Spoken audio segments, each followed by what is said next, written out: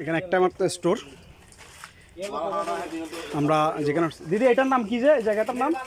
হ্যাঁ, নির্বাণনগর। নির্বাণনগরে আমরা আসছিলাম। এখানে একটা দাদার একটা দিদির দোকান শুধুমাত্র, আর নিচে অনেকগুলো স্টোর আছে। এটা আমরা নিচের থেকে উঠে আসছি, খুব হাঁপাচ্ছে এখন। এই স্টোরে অনেক কিছু পাওয়া যায়, পেঁপে, জাম্বুরা, পানি, চিপস, সবগুলা। মানে আপনারা যদি এখানে রেস্ট নেন, কাপ্তায় আপনার রাঙামাটিতে এসে, তাহলে অবশ্যই এখানে উঠবেন, দিদিদের দোকানে ভিজিট করে যাবেন, দেখবেন অনেক আন্তরিক এরা। উপজাতিদের মধ্যে এত আন্তরিকতা অন্য কোনো জাতিরা করেও না, দিতেও পারে না। এত আন্তরিক, এত কেয়ারফুল এরা অন্যদের প্রতি। এরা অন্যদেরকে কথা বলতে সময় অনেক চিন্তা করে কথা বলে, যেন ওরা কষ্ট না পায়।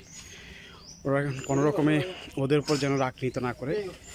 যদিও কিছু মানুষ ভিন্ন থাকতে পারে, এটা না হয় আলাদা কথা, কিন্তু বেশিরভাগই মেজরিটি% আপনি যদি চিন্তা করেন, উপজাতিরা সবসময় একদম ফ্রেশ মাইন্ডের মানুষ। এদের মন মানসিকতা অনেক সুন্দর। এরা সবসময় চায় মানুষের সেবা করতে। এই যে আমরা এখানে কথা বললাম, এখানে আসলাম, একটা যেটা জাম্বুরা আর কি, এটা ওরা যদি চাইতো আমাদের কাছে 100 টাকাও চাইতে পারতো, এখানে একটা মাত্র দোকান। কিন্তু না, উনি যেটা রেট সচরাচর 20 টাকা, পেঁপে 30 টাকা, এইভাবে আর কি, এর চেয়ে 50 টাকা, এর চেয়ে বেশি কিছু চাই না। এরা খুব আন্তরিক।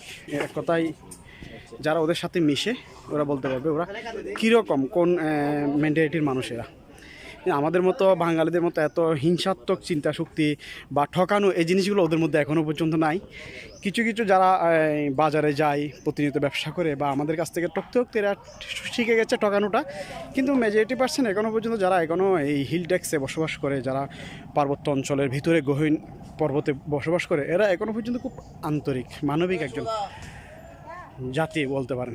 ধন্যবাদ সবাইকে, ভালো থাকবেন।